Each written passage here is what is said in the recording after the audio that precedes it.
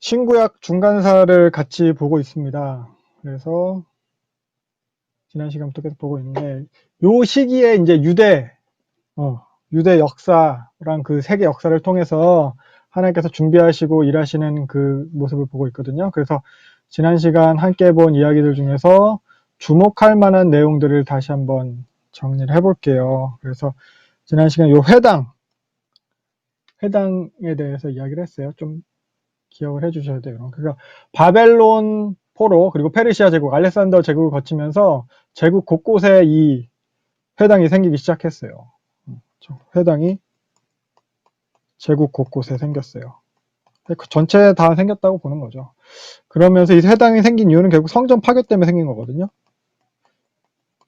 바벨론 포로로 잡혀가게 되면서 느부갓네살에 의해서 성전이 파괴되고, 그러면서 회당이 생기게 되면서 성전 대신에 신앙이 제의 중심이었는데 말씀 중심으로 바뀌게 되는 거죠.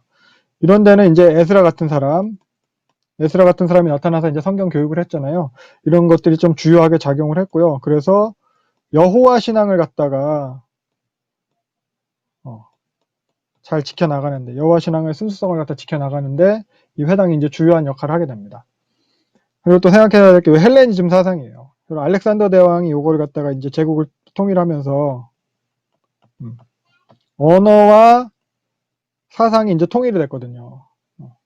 또한 이 알렉산더 헬라화 정책이 제국 곳곳에 이제 평등하게 모두 다 그 그리스화 하게 되면서 모두에게 다 그런 헬레니즘 문화가 뭐 차별 없이 적용될 수 있게 되는 그런 바탕이 이제 만들어진 거예요. 그리고 나서 우리가 또 생각해야 될 게 헬라어 성경이에요. 70인역 성경. 요 프톨레미 부자의 성향이 이게 되게 영향을 많이 끼쳤어요. 이 사람들이 장수 스타일이기보다는 사실 프톨레미 3세까지도 학자 스타일이었거든요, 이 사람들은. 그러면서 그 유대인들의 그 성경, 히브리 성경을 갖다가 번역하고 또 그걸 갖다 이제 그 번역한 것을 번역되었기 때문에 70인역 성경이 만들어졌기 때문에 그걸 통해서 여호와 신앙이 확산되게 되는 거예요. 또 그리고 그 디아스포라 유대인들 그 2세, 3세들에게 있어서는 이 여호와 신앙을 갖다 이제 또 배울 수 있게 되는 거예요. 보존할 수 있게 되는 거예요. 보존과 확산. 요게 이제 중간사를 통해서 만들어지게 된 그런 배경이라고 할 수 있겠습니다. 그리고 나서 또 기억할 만한 것이 지난 시간에 봤던 안티오코스 3세 마그누스. 이 안티오코스 3세 마그누스에 의해서 이 사람이 이제 특혜를 많이 줬잖아요. 유대인들한테. 특히 제사장, 성전에 대해서. 그래서 성전 제사장 중심으로 이제 기득권 세력이 형성이 되는 거죠. 정치적인 세력들, 그 사람이 사두개인이었어요. 사두개인이 이때 등장을 하게 되고요. 이것과는 반대로 오히려 그래서 제사장들이 권력을 차지하기 시작하니까 제사장직을 갖다가 이제 막 매매하기 시작을 했고, 그래서 지난 시간에 얘기했듯이 레위 지파도 아닌 아론의 자손은 뭐 그것뿐만이 아니라 레위 지파도 아닌 일반 베냐민 지파 메넬리우스가 제사장을 하게 되잖아요. 그런 제사장직의 매매, 기존 성전의 타락, 이것을 통해서 나타나게 된 세력이 이제 에세네파가 있었어요. 에세네파가 이제 등장하기 시작을 하는 거예요. 요 중간사에. 그리고 또 지난 시간에 봤던 안티오코스 에피파네스, 유대인들의 되게 핍박했잖아요. 성전 다 털어가고 그러면서 헬라화 정책 강제로 하고 제우스에게 제사 지내게 하고 할례 못하게 하고 요런 헬라화에 대항해가지고 나타난 세력이 하시딤 세력이 있었죠. 경건주의자라는 뜻. 그래서 종교적인 자유를 원했어요. 그러면서 이 사람들은 유다 마카베오와 함께 마카비 혁명에 동참을 하게 되는 거였어요. 그래서 지난 시간에 본 것들을 갖다 이 정도로 해가지고 기억을 하면 좋으실 것 같은데, 당시 사람들은 이러한 상황, 이런 배경에 대해서 이게 무슨 의미인지 전혀 몰랐을 거예요. 당시 상황에 대해서. 이게 하나님께서 이를 통해 일하고 계시냐, 오히려 하나님한테 탄원을 하고 원망을 많이 했죠. 이게 어떻게 된 일이냐고. 이게 무슨 고생이냐. 이게 무슨 난리냐. 이렇게만 여겼을 거예요. 그러니까 자신들의 처지에 대해서 한탄하고 좌절하고 그랬을 텐데, 근데 그렇게 여겼을지라도 하나님은 이런 모든 상황을 통해서 일하고 계셨다는 거예요. 물론 이런 상황들에 대해서 사람들은 깨닫지 못했고, 그리고 그러다 보니까 이제 자기들만의 방식으로 답을 찾으려고 돌파구를 내려오는 사람들이 이제 나타나기 시작해요. 이제 헤롯 당이나 여기 사두개인도 사실 그런 부류죠. 그리고 열심당 이런 사람들이 나타나서 자기들만의 열심으로 뭔가 해결을 하려는 그런 사람들인데, 근데 하나님께서 준비하고 계신 것은 이런 사람들이 원하는 답은 아니었어요. 하나님이 계획하고 준비하신 것은 결국 예수님이죠. 우리에 대해서도 사실 하나님 다르지 않으실 거예요. 우리가 어떻게 보면은 신앙생활 하면서 지금의 상황을 통해서 뭔가 기대하고 있는 게 있을 거예요. 우리가 원하는 답이 뭔가 있을지도 모르겠어요. 우리가 원하는 방식이 있을 거예요. 근데 이제 그 근거에 대해서는 우리가 또 생각을 해봐야 돼요. 이게 과연 하나님께서 바라는 모습인가, 바라시는 것인가, 아니면 나의 기준과 판단에 의한 것인가. 그래서 우리도 지금 보면은 우리가 처한 상황들이나 혹은 지금 교회의 상황들 가운데서 하나님께서 지금 하고 계신 일이 무언가, 이걸 깨닫고 그것에 동참할 수 있는 우리가 돼야 될 것 같아요. 그래서 우리가 지금 계속 보고 있지만 이 성경을 통해서 하나님의 언약에 근거해서의 정답은 결국 예수님이에요. 소망은 예수님밖에 없어요. 우리에게 주신 언약, 그 약속이 예수님이고 성경은 이 예수님만이 소망인 것을 얘기하고 있습니다. 어떻게 보면 이런 하나님의 계획에 동참할 수 있는 우리가 되어야 되는 거죠. 근데 지금 돌아가는 우리 교회, 특히 한국교회의 모습을 보면은 과연 우리가 하나님의 계획에 동참하고 있는 게 맞나, 성경이 말하는 대로 하고 있는 게 맞는지 모르겠어요. 어떻게 보면 각자의 그냥 자기 뜻대로, 저마다의 방법대로 시행착오라고 말하면은 차라리 다행인 것 같아요. 반대로 안 하고 그냥 시행착오다라고 위로가 되는, 아무튼 그러고 있는지도 모르겠어요. 결국 그러면 우리도 그렇게 실패하는 건가? 물론 우리도 많은 실패를 거듭해 왔고 또 실패할 거예요. 어쩌면 이 중간사, 뭐 성경 구약시대 그 당시의 사람들과 다를 게 없어요. 근데 하나님은 우리의 실패가 결국 실패로 끝나도록 하신 하나님이 아니에요. 그러니까 실패가 옳다는 건 아니지만 우리의 모든 실패까지도 사용하셔서 이루어 가시는 하나님이라는 거예요. 그걸 보여주신 분이 예수님이에요. 이게 하나님의 방법이에요. 예수님이에요. 이 예수님 때문에 우리가 이제 여유를 가지고 넉넉한 마음으로 담대하게 할 수 있는 거예요. 지금도 우리에겐 이 소망 되시는 예수님이 있어요. 다시 오신다고 약속하신 그 언약이 있어요. 하나님께서 이렇게 중간사를 통해서도 준비해 가고 계십니다. 그 구속사를 우리가 지금 함께 보고 있는 중이거든요. 그래서 지난 시간에 이어서도 보면은 요 마카비 혁명의 초기 이야기까지 하고 있어요. 유다 마카베오가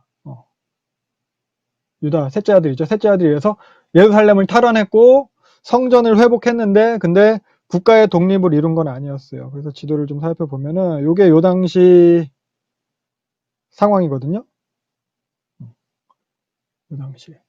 그러니까 요 셀리우코스 제국이 상당히 큰 땅덩어리를 차지하고 있었는데 요때 분위기가 이제 조금 상황이 그렇게 뭐 국가적으로 막 편하다거나 뭐 유리하다거나 뭐 그런 상황은 되지 못했어요. 그래서 좀 보면은 이제 사방으로부터 이렇게 압박을 당하고 있는 중이거든요. 사방으로부터 이렇게 어려운 지경에 처해 있어요. 보면은 위에서는 로마가 이렇게 압박을 하고 있고요. 남쪽에서는 나바테아 족속이 다시 들어왔고요. 그리고 계속 뭐 역사상으로 계속해서 서로 경쟁했던 요 프톨레미 제국까지, 그래서 쉽지 않은 시간들을 갖다 이제 보내고 있는 거죠. 거기다가 지금 계속해서 지금 요 동쪽에 박트리아랑은 계속 전쟁 중에 있는 거거든요. 그래서 박트리아 계속, 원래는 알렉산더 제국 때는 정복돼 있었는데 얘네들이 계속 다시 반란을 일으켜가지고 동쪽에서 이렇게 밀고 들어오는 중에 있습니다. 그래서 이때 안티오코스 4세 에피파네스가 박트리아랑 전쟁 중에 전사하면서 땅도 그 당시에 이 정도까지 그냥 빼앗기게 돼요. 그러니까 사실 어떻게 보면은 주된 그 전쟁터가 이쪽이에요. 그러니까 주 전선이 여기서 형성돼 있다 보니까 예루살렘은 크게 신경을 못 쓰고 있었던 거예요. 예루살렘 크게 신경 못 쓰고 있었고, 근데 안티오코스 에피파네스 4세가 죽었어요. 그 아들 안티오코스 5세가 즉위를 해요. 안티오코스 5세는 근데 7살에 즉위를 하긴 해요. 어려서 즉위를 했어요. 근데 이쪽은 이미 포기를 했고, 그래서 이 예루살렘을 탈환하러 왕이 친히 옵니다. 그러니까 이제 그동안은 뭐 정규군이 오지 않았던 거예요. 근데 지금 왕이 직접 오니까 최정예 부대가 오는 거예요. 지금까지는 요 박트리아 때문에 원래 본대가 아니었으니까. 그래가지고 결국 이때 패배해가지고 예루살렘 다시 뺏겨요. 그러면서 요 유다의 동생, 넷째 동생 엘르아살이 전사를 해요. 이때 전쟁에서. 왕이 탄 코끼리인 줄 알고 코끼리 부대 6탄으로 돌격했다가 알고 보니까 왕도 안 탔고, 그래서 동생도 죽고 전쟁은 패배하고, 원래 처음에 그 숨어 들었던 처음에 이 사람들의 뭐 전초 기지였던 고프나 산지로 도망을 가게 돼요. 예루살렘도 뺏기고. 그러면서 이제 안티오코스 5세는 예루살렘을 다시 탈환하고 당당하게 입성을 하게 됩니다. 그래서 보면은 그게 이 안티오코스 5세거든요. 안티오코스 5세가 승리를 했어요. 근데 요때 요 셀리오코스 4세의 아들이라는 데메트리오가 등장을 하거든요. 사실 보면은 안티오코스 마그누스 때 로마한테 져가지고 요 셀리오코스 4세가 왕이 됐지만 이때 로마로 볼모로 20명이 잡혀가잖아요. 그때 셀리오코스 4세의 아들도 잡혀가 있었고 안티오코스 에피파네스도 같이 잡혀가 있었는데, 요 셀리오코스 4세가 죽으면서 안티오코스 에피파네스는 본국으로 귀환하는 중에 어부지리로 왕이 된 거고, 그리고 이 데메트리오가 이제서야 로마에서 돌아오면서 자기의 왕권을 갖다 주장하게 되는 거예요. 결국 이제 내전 끝에 뭐 얘는 어리니까, 안티오코스 5세는 7살이라고 했잖아요. 안티오코스 5세가 이제 그냥 뭐 내전 끝에 이제 다 뺏기고 여기서 결국 처형당하게 되고 데메트리오가 왕위를 차지하게 됩니다. 이런 혼란한 틈을 타서 다시 예루살렘을 탈환하긴 했는데 결국 져요. 계속 지고 예루살렘도 뺏기고 유다 마카베오도 전사하게 됩니다. 첫째 요한도 전사하고. 그래서 요나단은 다섯째 아들이에요. 요 마따디아의 다섯째 아들이에요. 다섯째 요나단이 어떻게 보면은 뭐 이렇게 세력들을 갖다 이끈 지도자가 되는데, 이때 이제 요 데메트리오가 다시 이제 예루살렘을 차지하고 자기가 이제 왕이 됐잖아요. 그러면서 유대 땅이 계속 불안하니까 유대 땅이 이제 불안전한 것을 갖다 해결하기 위해서 정책을 새로 내놓는데, 정책은 뭐 결국 종교의 자유를 줘요. 전적인 종교의 자유. 그래서 니네 이제 대제사장을 다시 아론의 후예로 세워줬어요. 아론의 후예인 야김을 갖다 예루살렘 대제사장 임명하고, 동시에 전에 뇌물 주고 대제사장직 산 그 베냐민 집파 메넬레우스 있잖아요. 메넬레우스는 면직하고 사형시켜요.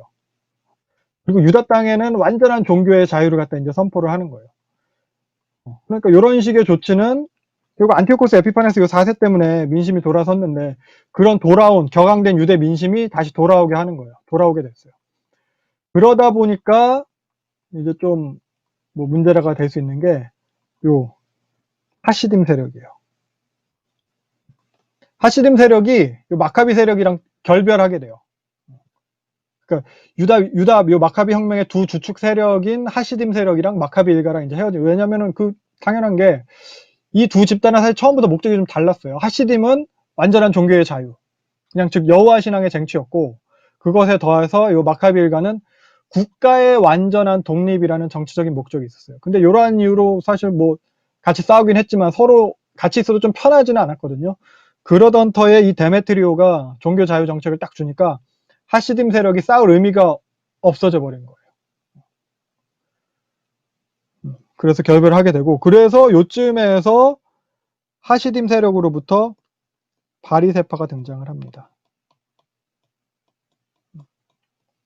하시딤의 어떻게 보면 신앙적인 후예죠. 그러니까 종교의 자유가 생겼어요. 더 이상은 헬라화랑 싸울 필요가 없어요. 헬레니즘과 싸울 필요가 없어요. 헬라 나라랑 싸울 필요가 없는 거예요.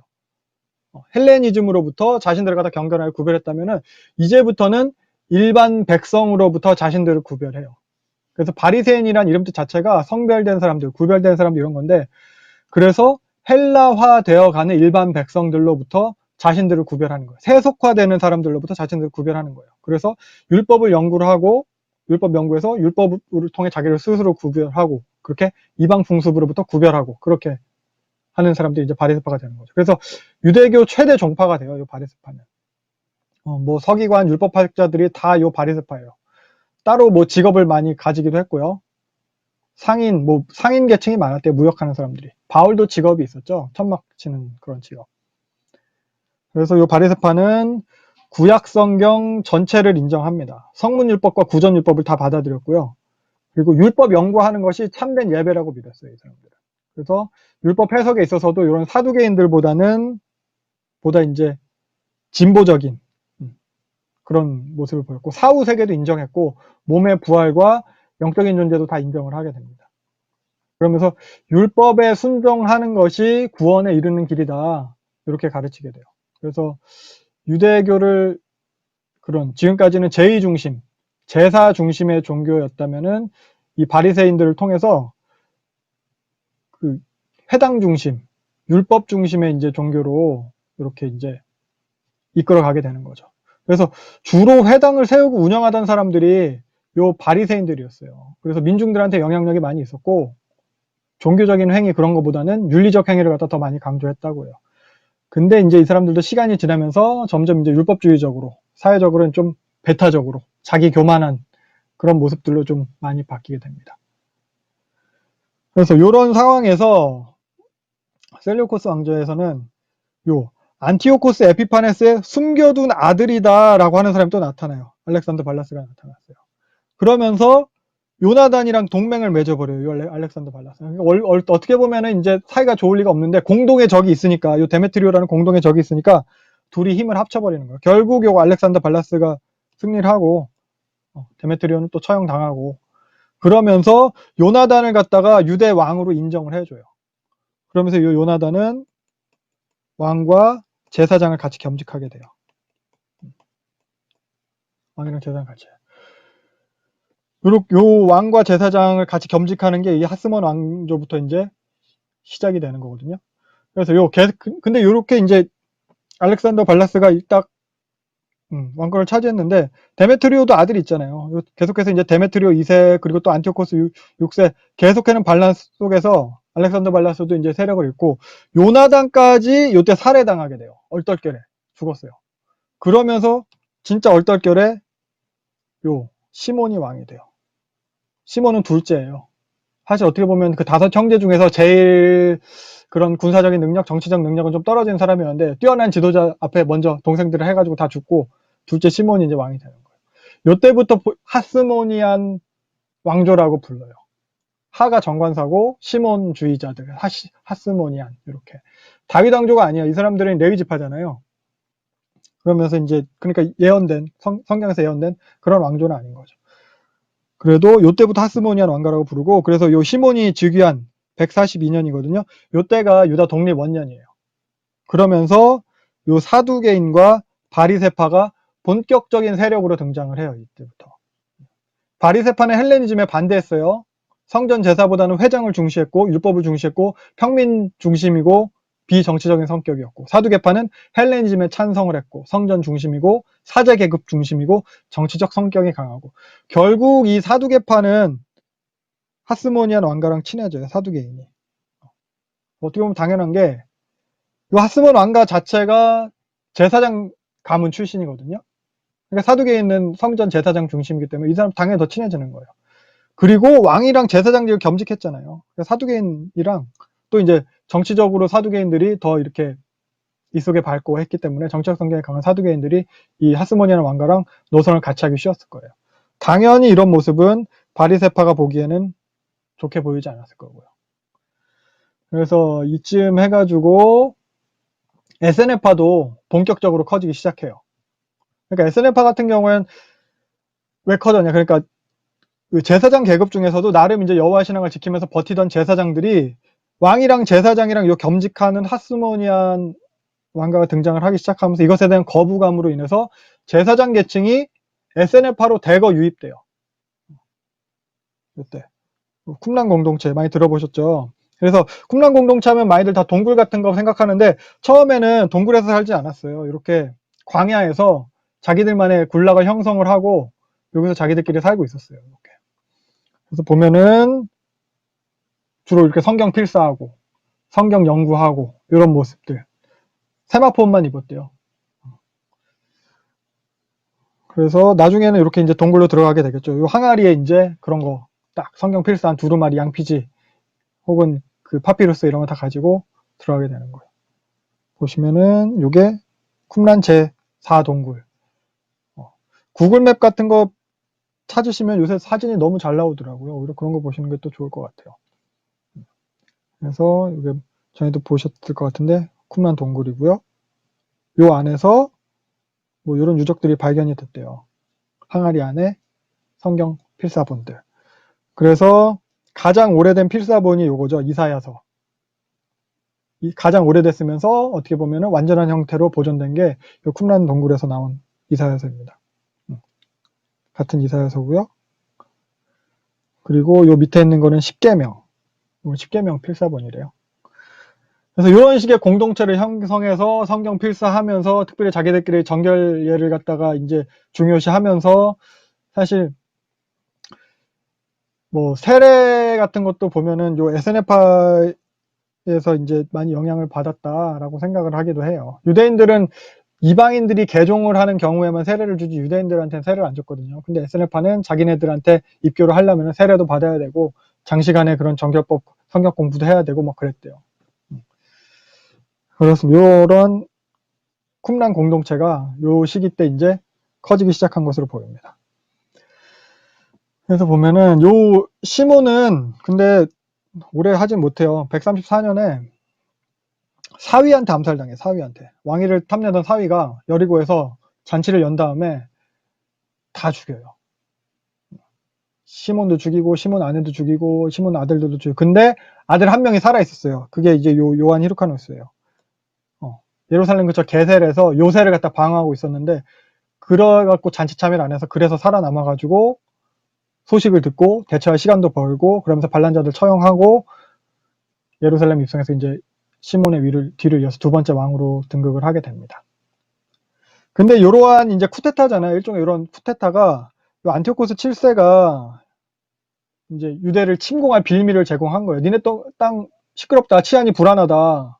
그러니까 뭐 미군이 해방 이후에 막 소련이랑 서로 막 와서 주둔하려고 했던 것처럼 그렇게 내려와서 예루살렘을 포위해버렸어요. 그러니까 요 포위당한 히르카누스가 다윗 왕 무덤을 열고 3,000달란트를 꺼내서 어떻게 보면 바치게 되는 거죠. 그리고선 간신히 포위해서 풀려나게 돼요. 요 사건으로 인해서 바리세파 사람들은 더 요 하스몬 왕조를 싫어하게 되는 거예요. 그러면서 요 사두개인들이랑은 더 세력을 같이 하게 됐어요. 이때 막 바리새인들이 많이 뭐라고 했대요. 바리새인 뭐 그 지도자 엘르아살 같은 사람은 왕이랑 제사장 니네 같이 하지 마라. 니네가 왕으로서 정통성도 없지 않냐. 막 이런 식으로 그냥 대놓고 막말을 많이 했다고요. 당연히 싫어하겠죠. 그래서 갈등이 고리 점점 깊어지고 있었습니다. 그러던 중에 이 안티오코스 7세가 박트리아랑 전쟁 중에서 또 그냥 전사했어요. 요것을 계기로 요쪽 헬라 셀레우코스 왕조는 그냥 서서히 문을 닫아요. 제대로 된 왕이 이제 이다음부터는 등장을 하지 못하고 왕이 있긴 있었는데 서로 막 난립해가지고 혼란기예요. 그래서 요 시기를 놓치지 않고 히르카누스가 군사 원정을 갖다 시작을 합니다. 계속해서 이제 영토를 갖다 넓혀가지고 솔로몬 시대 때까지만큼 영토를 갖다 이제 확장을 하게 돼요. 보시면은 히르카누스 때 확장한 영토가 요 정도예요. 요 정도까지. 처음에는 요 유다 요만큼 있던 게 이렇게 계속 이 정도까지 확장을 하게 되는 거예요. 원정을 계속 해가지고. 그러면서 여기서 이제 주목할 만한 게 요 사마리아 원정. 사마리아 가가지고 사마리아 그림심산에 보면은 사마리아인들이 가지고 있는 성전이 있었어요. 이 사람들은 자기들만의 사마리아 오경을 보고 또 왜냐면 유대인들이랑은 서로 이제 상종을 안 했으니까 그래서 자기들만의 여호와 신앙을 갖고 있어. 물론 약간 이방적인 색채가 많았지만 그 그리심산에 있는 사마리아 성전을 파괴해 버렸어요. 니네 가짜다 하면서. 그러니까 유대인이랑 사마리아랑 적대감이 이제 절정에 달했죠. 그리고 이둠의 원정을 가가지고는 강제 개종시켜요. 이두메가 결국 에돔이거든요. 에돔의 헬라식 발음이 이두메인데, 이두메인들은 아까 말했던 여기 박트리아인들이 쳐들어오니까 박트리아인들 밀려가지고 이쪽까지 온 건데, 여기 와 있는 이두메인들을 갖다가 침략해 강제 할례시키고 강제 개종시키고 그렇게 해버려요. 그러면서 요 히르카누스 같은 경우에는 자기는 물론 왕이랑 제사장 겸직을 하긴 했지만 그래도 이게 계속되면 위험할 것 같다 해가지고 자기가 죽으면서 죽기 전에 왕위는 자기 부인한테 줬어요. 그리고 자기 아들인 아리스토블루스한테는 제사장직을 물려줬어요. 자기 부인은 왕이 됐고 자기 아들은 제사장이 됐는데, 근데 죽고 나서 요 아들이 아리스토블루스가 자기가 제사장인 게 싫은 거야. 자기 엄마, 왕인 자기 엄마랑 자기 형제들 갖다 싹 다 감옥에 가둬요. 그리고 자기 엄마는 감옥에서 굶겨 죽여요. 그리고 자기가 왕이 됐어요. 그러면서 이 사람도 그래도 정치적 수완은 좋아가지고 계속해서 정복 전쟁을 해요. 그래서 이 사람이 요 갈릴리 지역을 이 사람이 정복을 합니다. 그러면서 여기 갈릴리는 이방의 땅이거든요. 근데 유대인들을 갖다 갈릴리로 강제 이주를 시켜요. 이때 세포리스라고 갈릴리 쪽에 수도를 갖다 세우기도 하고 막 정착촌을 갖다 여기 만드는 거예요. 이때 예수님의 부모님 베들레헴에 살던 요셉과 마리아의 조상들도 요 갈릴리의 나사렛으로 이주한 것으로 추정이 돼요. 그래서 나중에 누가복음 보면은 호적할 때 다시 이제 요 베들레헴이라는 다윗의 동네로 다시 오게 되잖아요. 자기 고향이 여기니까 다시 돌아오게 되고, 그래서 예수님이 베들레헴에서 태어나시게 되는 거예요. 뭐 유정기는 다시 원래 집이 있는 부모님 집 있는 마리아와 요셉이 있는 집 나사렛에서 유년기를 보내시게 되지만, 그래서 보면은 요게 그 당시 베들레헴이거든요. 베들레헴은 그래도 수로도 있고 나름 예루살렘 근처의 도시라서 갖출 건 다 갖춘 도시였어요. 근데 나사렛은 아무것도 안 보이죠. 벌판이 여기를 개척하러 보내는 거예요. 그러니까 여기에요. 여기 언덕에 마을들이 쬐끄맣게 있어요. 다른 지도로 보면은 요 정도 산 중턱에서 농사 지으면서 그냥 이렇게 살고 있는 거예요. 언덕에서, 광야에서 이렇게 요런데 요곳으로 이주를 시킨 거죠. 요 아리스토블루스가. 그러면서 요 아리스토블루스는 계속해서 이제 사두개인들이랑 같이 노선을 같이 했어요. 그리고 아리스토블루스는 죽으면서 자기 아내를 왕으로 지목해요. 살로메인데, 근데 요 살로메가 왕이 된 다음에 감옥에 있던 시동생을 갖다가 풀어줘요. 자기 남편이, 아리스토블루스가 자기 어머니랑 동생들 다 감옥에 가뒀다고 했잖아요. 근데 그 동생 중에 한 명인 알렉산더 얀네우스를 갖다 풀어주면서 제사장으로 임명을 해요. 대제사장으로. 그리고 얼마 있다가 이 시동생 알렉산더 얀네우스랑 둘이 결혼을 해요. 그러면서 당연히 또 왕권과 제사장이 다 이 알렉산더 얀네우스한테 가는 거죠. 알렉산더 얀네우스는 더 정복 전쟁을 많이 했어요. 외국 용병까지 고용해가지고 솔로몬 이후 최대 영토를 갖다 이렇게 딱 차지하게 돼요. 그러면서 외국 용병 고용하고 하면서 헬라화 정책을 갖다가 이제 정식적으로 이제 정치 기조가 됐어요. 헬라식 정치를 갖다 표방을 하고, 그러다 보니까 계속해서 사두개인들한테는 뭐 지지를 받을 수 있겠지만 바리새파한테는 계속해서 부딪히는 거예요. 결국 이때 바리새파가 반란을 일으켜요. 결국 바리새파가 지죠. 6,000명이 사망을 하고, 요때 바리새파가 저기 망해가는 셀류코스 왕조 시리아 불렀다가 그것도 여의치 않아서 결국 항복해요. 그러면서 이제 그 항복했으니까 처벌을 하잖아요. 그 처벌할 때 요 초막절 행사 때 요 바리새파들이 이제 눈에 별로 보기 싫었나 봐. 그래서 바리새인 800명을 갖다 십자가 처형을 하고, 십자가 처형하면서 그 앞에서 자식들 혀를 갖다 다 뽑아버렸대요. 그렇게 요 알렉산더 얀네우스가 좀 이렇게 바리새인들이랑 엄청나게 부딪히면서 되게 잔인하게 대했습니다. 근데 이 알렉산더 얀네우스는 죽으면서 또 자기 부인 살로메한테 왕위를 물려주거든요. 그러니까 어떻게 보면 형수였다 부인된 살로메한테 왕위를 물려주거든요. 근데 물려주면서 유언으로는 요 바리새파랑 친하게 지내라고 했대요. 사두개인들은 쟤네들은 좋은 소리를 해도 몸들 놈이고, 바리새파 애들이 그래도 이렇게 좀 올곧고 신념 있고 지조가 있고 그렇다 하면서 친하게 지내라고 했대. 그래서 요 결국 살로메가 왕이 됐잖아요. 살로메가 왕이 되면서 이번에 이제 진짜 정당한 여왕이 됐는데, 요때가 결국 땅도 제일 넓었고 최고의 전성기였어요. 그러면서 요때 좀 사두개파랑 바리새파랑 다 같이 이제 통합해가지고 정치를 하게 되는데 어떻게 했냐면은 자기 남편 알렉산더 얀네우스가 죽었을 때 이 알렉산더 얀네우스를 갖다가 시체를 바리새인들한테 내줬어요. 바리새인들을 불러가지고 니네들이 알아서 해라. 뭐 불사질르든지 끌고 다니든지 니네들 뭐 핍박할 때 나도 뭐 마음이 아팠다. 뭐 이렇게 얘기를 했는데 요 바리새파 사람들이 요 알렉산더 얀네우스의 시체에 대해서 그렇게 막 해코지를 하는 게 아니라 그냥 장례식을 갖다 제대로 잘 치러서 해줘요. 그러면서 국민통합이 일어나고 국가적으로도 부흥기가 접어들게 됩니다. 근데 살로메는 아까 봤듯이 그냥 나이가 많이 들었죠. 자기 남편, 첫 번째 남편도 죽고 두 번째 남편도 죽고 그 다음에 자기가 또 왕이 된 거예요. 나이가 많이 들은 상태에서 왕이 된 거예요. 그래서 오래 통치를 하진 못해요. 금방 죽어요. 금방 죽으면서 첫째 아들한테는 히르카누스 2세인데 왕위를 물려주고 둘째 아들 아리스토블루스한테는 제사장직을 물려줬는데 이게 또 문제가 되죠. 아리스토블루스 2세가 반기를 들었어요. 형을 쫓아내고 자기가 이제 왕을 다 해먹겠다고 하는 거예요. 그래서 형은 어떻게 보면 그래도 질 것 같았겠지. 그러니까 질 것 같으니까 평화적으로 왕권을 갖다 이양을 하고 양위로 하고 이두메로 망명을 해요. 여기 보면은 아까 봤던 이두메. 유대에서 이두메로 망명을 하게 되는데 요 이두메 총독이 이때 당시 인물이 안티파터라는 인물이었어요. 요 안티파터랑 요 장남 히르카누스랑 되게 친했거든요. 근데 이 안티파터가 히르카누스를 갖다 계속 선동을 하는 거야. 네가 지금 평화적으로 온 것 같지만 네 동생한테 너 눈에 가시다. 너 언제든지 뭐 죽을 거다 너는. 그래서 히르카누스를 부추겨가지고 반란을 일으켜요. 나바티안에서 이제 용병까지 끌어다가 반란을 일으켜요. 요 안티파터는 이두메인이에요. 그 이두메인. 그러니까 아까 강제 개종당한 그 이두메인 중에 하나예요. 거기다가 결혼은 그 밑에 있는 나바티안 공주랑 했어요. 그러니까 완전 이방인이에요. 이방인인데 정치적 수완은 되게 좋았던 것 같아요. 그래서 그런 상황에서 이때 보면은 로마에서는 이제 폼페이우스가 등장을 하게 되는 거거든요.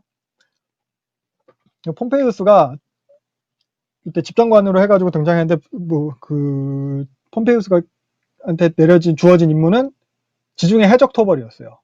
근데 지중해 해적 토벌이 너무 빨리 3개월 만에 끝난 거예요. 3개월 만에 끝나고 나니까 폼페이우스가 이제 원래 이제 로마로 돌아가게 되면은 군대를 해산해야 되거든요. 군대 해산 안 하면 이제 반역이라서. 근데 3개월 만에 토벌하고 나니까 군대 해산하기가 싫은 거예요. 그 군대 해산이 싫어서 그 핑계로 동방 원정하겠다.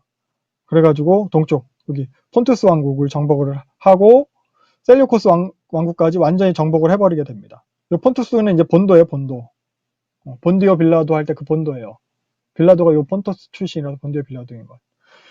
여기 그래서 요 시리아를 정복을 하고 그 당시 요 시리아 수도였던 요 다메섹에 와서 딱 있는 거예요.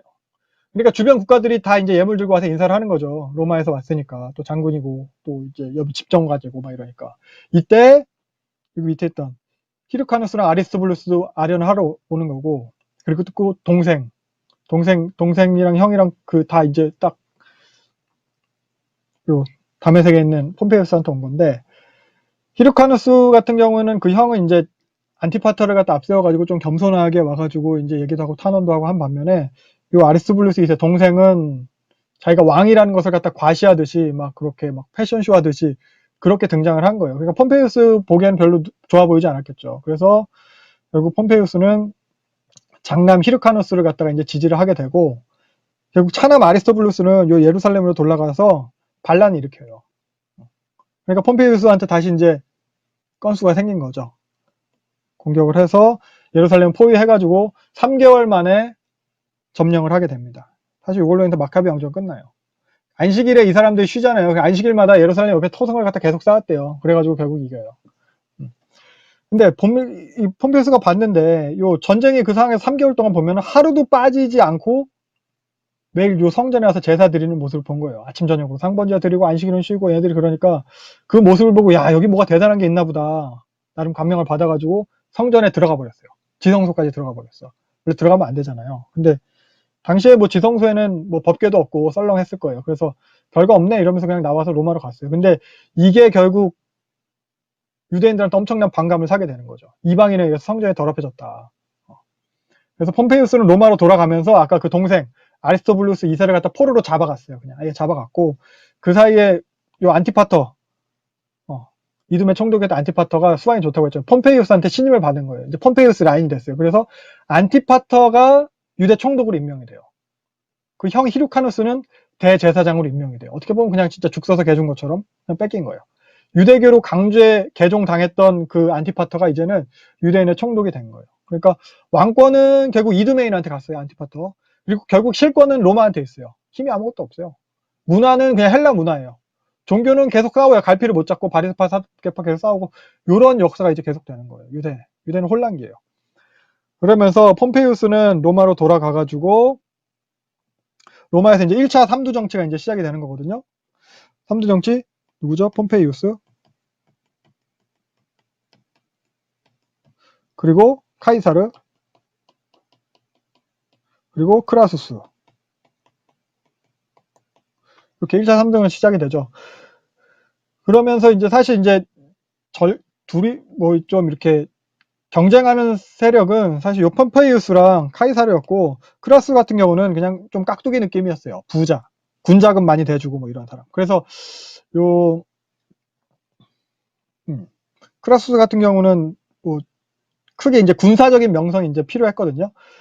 그래서 결국 요 셋이서 이제 세 명에서 이제 그 각각 이제 군사 원정을 갖다 가게 되잖아요. 그래서 카이사르 같은 경우는 요 갈리아 쪽, 폼페이우스는 스페인이랑 아프리카 북쪽, 크라수스는 뭐 박트리아 원정. 근데 크라수스가 박트리아 원정 갔다가 죽게 되잖아요. 그래가지고 결국 카이사르랑 폼페이우스랑 둘이 대결을 하는 건데 폼페이우스가 먼저 돌아와가지고 원로원이 폼페이우스를 매수했더니 폼페이우스가 원로원을 매수 결국 둘이서 이제 편을 짜가지고 이제 카이사르 돌아오면은 얘 이제 권력 다 뺏고 이렇게 이제 팽시키려고 하고 있는데 카이사르가 그걸 알고 여기 루비콘강을 건너면서 이제 군대 해산해야 되는 건데 군대 해산을 안 하고 요 루비콘강을 건너게 되는 거죠. 그래서 루비콘강을 건넜다 이런 표현들 그리고 뭐 주사위는 던져졌다 이때 요 말을 했다고 루비콘강 건너면서 그래서 결국 폼페이우스랑 카이사르랑 전쟁을 하는데 요 그리스 중부에서 전쟁에서 결국 폼페이우스가 져요. 그래서 중부 여기 파르살로스 평원에서 둘이 대결을 해가지고 그래서 카이사르가 이겼는데 카이사르 같은 경우는 상대편을 갖다 다 용서해줬어요. 한 명도 처벌을 하지 않았어요. 폼페이우스는 결국 이집트로 도망가게 되거든요. 폼페이우스 이집트로 도망가게 되는데 나중에 카이사르가 이집트로 폼페이우스 잡으러 쫓아가요. 폼페이우스는 뭐 이제 부하의 배신에 의해서 목이 잘려가지고 카이사르한테 가게 되는데 카이사르가 그 폼페이우스의 목을 보고도 눈물을 흘렸다고 그래요. 로마의 영웅이 죽었다고 하면서. 이런 식으로 어떻게 보면 카이사르는 되게 관용 정책을 많이 폈어요. 그리고 카이사르가 폼페이우스 쫓아서 이집트에 쫓아갔다고 했잖아요. 그래서 요 이집트 알렉산드리아에서 클레오파트라를 갖다 만나게 되는 거죠. 21살의 클레오파트라. 근데 그 클레오파트라가 이때 자기 동생이랑 공동 통치하고 있었거든요. 클레오파트라 아버지가 베레니케 4세인데 베레니케 4세가 죽으면서 동생이랑 같이 이제 공동 통치해라 둘이 결혼까지 시켰어요. 동생이 2살 어려요. 동생은 19살이고 클레오파트라는 21살이었는데 이때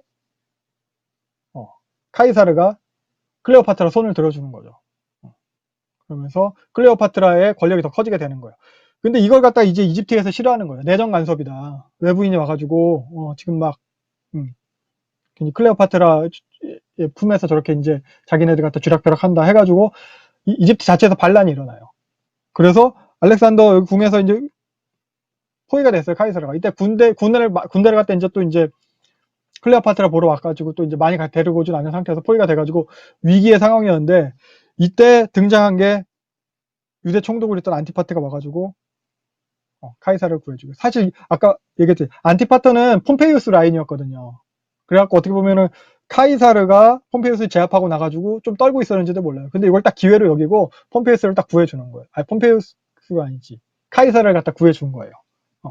그랬더니 카이사르가 안티파트한테 로마 시민권 주고 예루살렘 성벽도 다시 재건하도록 허락해주고 이스라엘 북쪽에 있는 이스라엘 평원도 다 유대 반환해주고 니네 세금도 면제 이런 특혜를 갖다 많이 주는 거예요.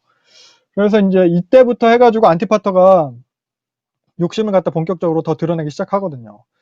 그러면서 요 북쪽 갈릴리 지방은 자기 둘째 아들 헤롯이에요. 헤롯한테 총독으로 맡기고 유대 지방은 자기 첫째 아들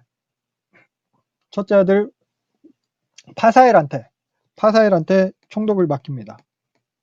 그래서 요 헤롯 같은 경우가 정치적으로 야심도 많고 좀 활동적이고 뭐 이런 인물이었어요. 이후에 헤롯 대왕이 되는 사람이 이 사람이거든요. 예수님 태어날 당시에 그 헤롯이에요. 그래서 요 갈릴리 다스리면서 그 동네 반역 하는 애들을 다 잡아 죽였어요. 이때 죽인 사람 중에 한 명이 히스기야라는 사람인데, 이 히스기야가 나중에 그 열심당 운동의 시초가 되는 유다의 아버지예요.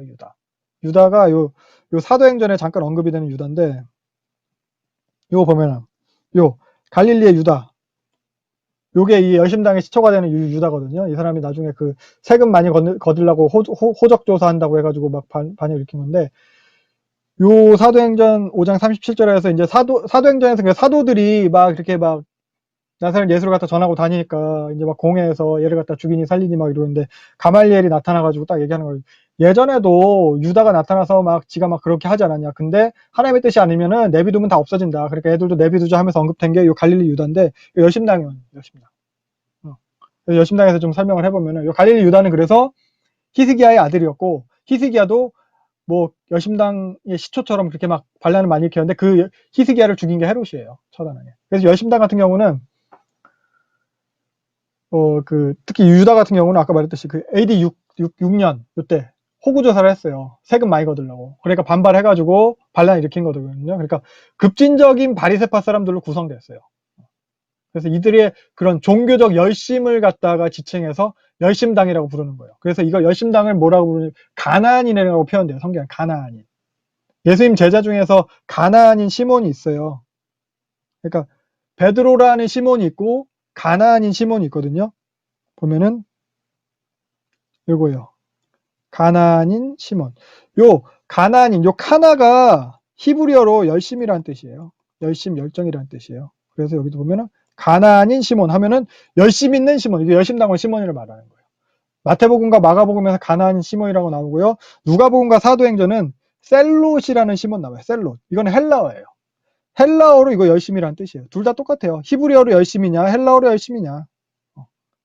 그래서 여기서 셀롯인 시몬. 그래서 요 시몬이 열심당원이었을 것이다.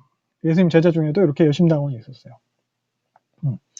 그래서 열심당원들은 하나님만이 유대인을 다스릴 권리가 있다. 이런 믿음이 있었어요. 그러니까 그런 애국주의랑 종교를 갖다 융합시켰어요. 그러면서 메시아가 오려면은, 결국 이 사람들도 메시아 신앙이 있었죠. 성경을 갖다 다 봤으니까. 메시아가 오려면은 강력한 물리적인 순종이 선행돼야 된다. 그러니까 뭐 전쟁 이렇게 해야 된다. 막 그런 거예요, 지금. 그렇게 생각했어요. 그러면서 순교를 각오하고 싸우는 거죠. 유대교 신앙과 율법이 그렇게 헌신했어요. 그래서 로마에 대해서 극단적으로 저항을 했고, 로마랑 평화로운 관계인 것 자체를 갖다 거부했어요. 헬라어 사용도 반대했고, 로마에 대해서도 폭력을 행할 뿐만 아니라 자신들과 그런 정치적인 견해가 다른 사람들한테도 막 테러를 했어요. 그래서 자객을, 이제 암살자들을 그렇게 많이 보냈는데, 요 자객이 히브리어로 이스카리옷이거든요. 그래서 이걸 스카리옷, 카리옷, 가룟 유다도 그래서 요 여심당원이었을 것이다. 요 어원이 요거였을 것이다. 라고 이야기를 하기도 해요. 그리고 또 예수님 당시에 예수님 대신 풀려난 바라바, 이 사람도 여심당원이었을 것이다. 라고 얘기를 하고, 예수님 또 십자가에 달려 돌아가셨을 때 좌우편에 있던 죄수, 이 사람들도 여심당원이었을 것이다. 라고. 그래서 여심당원들은 이렇게 로마의 압제로부터 그렇게 해방시켜줄 그런 정치적, 그런 군사적, 그런 메시아를 갖다가 기대를 했습니다. 그래서 보면은 그 카이사르가 이제 권력을 갖다 장악하게 되는 거죠. 그러면서 카이사르도 이제 계속해서 이제 정복 전쟁을 하거든요. 47년에 요 폰투스 정벌을 하고, 요 폰투스 정벌을 하면서 이야기한 게 왔노라 보았노라 이겼노라 하면서, 폰투스 정벌 끝나고 5년 임기의 독재관에 들어가요. 원래 독재관은 6개월짜리거든요. 급할 때 이제 딱 이렇게 임명해가지고 빨리 제국의 문제를 해결하는 건데, 원래 6개월짜리인데 5년 임기의 독재관으로 자기가 딱 스스로 이제 임명되는 거죠. 그러면서 그 다음에 46년에는 요 북아프리카를 갖다 다 평정을 해요. 북아프리카를 평정하고 나서는 10년 임기의 독재관, 딱 이제 자기가 딱 들어가 버려요. 그러면서 그 다음에 45년에는 요 스페인을 갖다 이제 평정을 해요. 그러면서 정치 체제를 갖다 이제 슬슬 바꾸려고. 로마는 공화정이었거든요. 근데 이거 갖다 제정으로 바꾸기 시작을 해요. 그러면서 44년 1월에 요 그동안 계속 못했던 요 박트리아 원정 가겠다. 발표를 하고 나서 2월에 종신 독재관에 임명이 돼요. 그러니까 이름이 말이 독재관이지 종신 독재관은 황제랑 마찬가지인 거예요. 그러고 나서 그 다음 달 3월 15일에 카이사르가 이제 암살을 당하게 됩니다. 카시우스랑 블루투스에게. 그러면서 죽으면서 너 맞아. 뭐 블루투스 너 맞아? 너도냐? 뭐 이러고 죽었다고 하죠. 블루투스는 두 번째 상속자였다고 해요. 카이사르 유언장에 보면은 두 번째 상속자. 자기 애인, 정부의 아들이었다고 해요. 블루투스는. 근데 그 블루투스에 의해서 암살을 당하게 되고, 근데 카시우스 블루투스 일단 결국 실패하게 되죠. 그러면 로마는 2차 3두 정치에 들어가게 됩니다. 안토니우스, 레피두스, 옥타비아누스. 근데 아까 말했듯이 카이사르 같은 경우에는 폼페이우스든 누구든 이렇게 반대편을 갖다 한 명도 죽이지 않았다고 했잖아요. 숙청하지 않았어요. 근데 그 반대편에 있었던 요 카시우스가 사실 처음에는 크라수스 밑에 있다가 나중에는 폼페이우스 편에 있다가 그 다음엔 카이사르가 용서해줬는데 카이사르를 죽인 거거든요. 그것을 봤으니까 옥타비아누스는 카이사르 후계자 옥타비아누스는 반대파를 싹 다 죽여요. 이때 2,300명을 살려줬다 카이사르가 그걸 나는 거 봤으니까. 그래서 옥타비아누스 다 죽이고 결국에는 요 마케도니아의 빌립보 여기에서 필리피죠. 옥타비아누스 안토니우스 연합군이랑 그리고 카시우스 블루투스랑 이제 전쟁을 해요. 그러고서 옥타비아누스 안토니우스가 승리를 하죠. 카시우스랑 블루투스는 자살로 끝나게 됩니다. 그래서 그 기념으로 요 빌립보를 갖다가 황제 직속의 도시로 만들어요. 그럼 로마 시민권을 주고 그러면서 특별한 이제 군사 도시가 되는 거거든요. 사도행전에 보면 바울이 이제 요 마게도니아 첫성 빌립보로 왔을 때 회당이 없었어요. 회당이. 유대인들이 없다는 뜻이거든요. 왜냐하면 그러한 도시적 특징 때문에 그래요. 군사 도시예요. 군사적 특혜가 주어진 도시. 여기는 다 대부분 다 퇴역한 군인들, 로마 시민권 가진 사람들. 그러니까 유대인이 없는. 유대인들은 장사를 해야 되는데. 아무튼 요 빌립보가 그렇게 해서 형성된 도시가 됐고요. 그래서 옥타비아누스는 결국 그 삼두 정치 같이 했던 레피두스랑 안토니우스를 다 제압하고 결국 로마 제국 초대 황제가 돼요. 그때부터 이제 요 팍스 로마나가 시작이 되는 거죠. 그래서 로마 제국의 의회에 대해서 좀 생각을 해보면은 이제 처음에 공화정으로 시작했지만 대제국이 되면서 제국을 또 보다 효율적으로 다스리기 위해서 이제 황제가 다스리는 그 재정을 선택을 하게 되는 거예요. 정치 체계를. 그러면서 이제 그런 체계적인 질서와 법으로 이제 제국을 다스렸습니다. 그래서 조금 그 전에도 제국들이 많이 있었잖아요. 페르시아나 아수르나 바벨론에 있었는데 그러한 기존의 그런 강대국이랑은 차원이 좀 다른 강대국이었어요. 그러니까 아수르 같은 경우는 결국 피지배국 다 착취했잖아요. 바벨론도 마찬가지고. 근데 그렇게 나타나가지고 소모적으로 착취하다가 끝나고 마는 그런 제국들은 아니었어요. 정복한 지역을 갖다 문명화하고 로마화했어요. 그러니까 알렉산더의 영향이거든요. 그 그리스 헬레니즘의 영향이에요. 문명화하기 시작하는 거예요. 그래서 처칠 같은 경우는 영국 수상 처칠 같은 경우 요 브리타니아 해안에 카이사르가 상륙한 그 BC 55년을 영국 역사의 진정한 시작이다 이렇게 얘기를 하기도 했다고 해요. 그러니까 약탈만 일삼는 그런 나라들이랑 다른 거예요. 원래는 알렉산더가 하려고 했던 게 그거죠. 근데 알렉산더가 못하고 죽었는데 그걸 갖다가 그런 알렉산더의 개념을 가지고 통치한 게 로마예요. 그래서 카이사르가 추구한 팍스 로마나라는 것, 로마에 의한 평화라는 것은 대등한 나라끼리 뭐 협상을 해가지고 이렇게 평화가 이루어진다고 생각하지 않았어요. 그것보다는 절대적으로 우세한 강대국이 간섭하고 조정하는 것을 통해서 이루어지는 평화 이런 개념이었어요. 그게 평화로울 확률이 훨씬 더 높다 이렇게 생각을 했고 그러면서 이제 그 카이사르가 생각한 그런 세계 국가 이런 제국은 로마라는 절대 강자의 단독 질주가 아니라 다수의 그런 피지배자들이랑 이렇게 공존하고 공영하는 거였어요. 그러면서 사실 출신 지역과 상관없이 로마 시민이 될 기회를 줬어요. 물론 로마에서 태어나면 다 로마 시민이지만 로마에 봉사한 것에 따라서 요 빌립보 도시 자체는 그런 식으로 해서 다 로마 시민권이 주어진 거잖아요. 그리고 노예였어도 값을 치르면은 자유민이 될 수 있었고 자유민이 되면은 그 아들은 무조건 또 로마 시민권을 주고 이런 식이었어요. 그래서 초기에 이런 로마의 정책들은 정복 국가들에 대해서 이렇게 다 로마한테 어떻게 협력하게 하는, 배신 안 하게 하는 이런 효과도 이제 작용하게 됐습니다.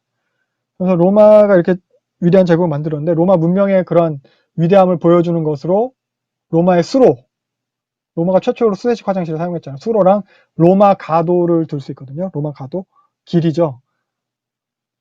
이런 식의 길을 갖다가 제국 곳곳에 이제 다 만든 거예요. 이거는 전형적인 로마 가도의 모습인데요. 이거 아비아 가도예요. 사도 바울이 로마를 압송당할 때도 요 길을 갖다 이용을 했거든요. 그래서 요 길이 이제 대충 만드는 게 아니고 이렇게 땅도 파고 나라시도 잘 치고 그러면서 만드는 순서가 있대요. 그래서 순서 보면은 제일 밑에는 자갈을 깔고 그 다음에는 진흙, 점토를 갖다 섞어 깔고 그 다음에는 인위적으로 잘게 부순 모래 같은 굵은 모래 같은 그런 돌을 깔고 그 위에 벽돌을 깔고 그런 식으로 일부러 땅을 파서 평평하게 한 다음에 이걸 했대요. 평평하게 하기 위해서. 로마에서 생각하는 길의 개념이 이런 평평한 길이었어요. 그래서 길을 갖다 다 까고 이렇게 만들었다고 합니다. 이런 식으로 지금도 사용하는 길이고요. 그래서 구글맵에서 아피아 가도 친 다음에 검색을 해서 계속 보면은 이런 식의 길이 계속 이어져요. 외곽 쪽은 약간 허술한데 로마 도심으로 가까이 갈수록 길이 진짜 더 반듯해져요. 나중에 차가 이제 2대가 한꺼번에 지나가고 이런 차도로 그렇게까지도 사용됩니다. 요거는 이제 나폴리 근처 그 폼페이우스 유적에 있는 로마 가도인데 거기는 이런 모습이고. 그러니까 요걸 갖다가 제국 곳곳에 만들어요. 큰 길은 8만 킬로, 작은 길까지 합치면 한 30만 킬로를 만들었다고 해요. 그러니까 요걸 갖다가 세금도 거두지 않고 만들어줘요. 통행료도 받지 않았다고 해요. 물론 이걸 다 군사적 목적으로 만든 거긴 하죠. 제국을 갖다가 빠르게 통치하기 위해서, 잘 다스리기 위해서, 뭐 반역이 일어나면 빠르게 가서 진압하기 위해서. 그래서 모든 길은 로마로 통한다 이런 말도 이때 생기고 한 건데 요 엄청난 요 고속도로를 통해서 사상과 문화가 삽시간에 전파가 되는 거예요. 빠르게 문화랑.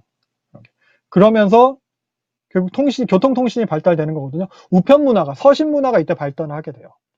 대표적인 사람이 그 세네카죠. 네로의 그 스승이도 세네카 서간집 이런 거, 뭐 20권짜리 서간집, 뭐 편지 120 몇 통 썼다 하더라고요. 그런 거.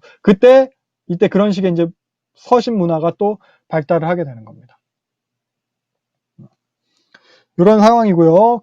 로마가 이렇게 이제 딱 제국을 갖다 이제 잘 만들고 있을 때, 요 안티파터가 암살당해요. 유대에서는. 안티파터가 요 히르카누스 2세 세력한테 암살당해요. 히르카누스는 어떻게 보면 자기가 왕이 돼야 되는데 제사장이 됐잖아요. 그러니까 그 세력들한테 안티파터가 암살당하고 아리스토블루스 2세의 아까 아리스토블루스 2세는 폼페이우스가 로마로 잡아갔다고 했잖아요. 폼페이우스 죽었잖아요. 아리스토블루스 2세 아들이 탈출해가지고 유대를 갖다가 이제 예루살렘을 갖다 차지해버려요. 여기 안티고노스예요. 그러니까 이제 이때 장남 파사엘은 안티고노스한테 포위돼가지고 자살해요. 헤롯은 끝까지 도망 잘 다녀요.